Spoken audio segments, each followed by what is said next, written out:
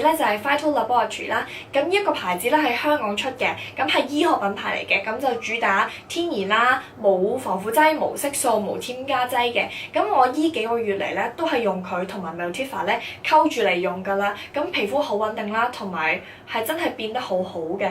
咁我溝埋乳酪嗰個面膜，然後再用佢咧，我依個三角位咧嗰啲暗粒咧係去咗8-9成㗎。如果大家有睇我之前啲化妝片，可能你 close shot 嘅時候咧，真係會見到呢度有啲粒粒嘅。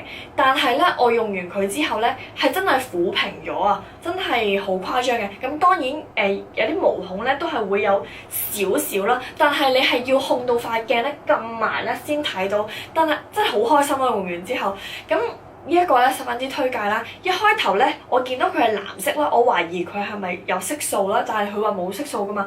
原來咧嗰個成分咧就係因為叫做藍圖生態啊。咁藍圖生態咧，如果你 Google 佢咧，就會知道咧佢係一個好昂貴同埋好珍貴嘅美容成分嚟㗎啦，咁對皮膚好好啦，主要咧係修復嘅。咁所以咧，如果你打完激光或者係做完海藻植針或者係磨皮啊嗰啲咧，用佢咧係修復得好快。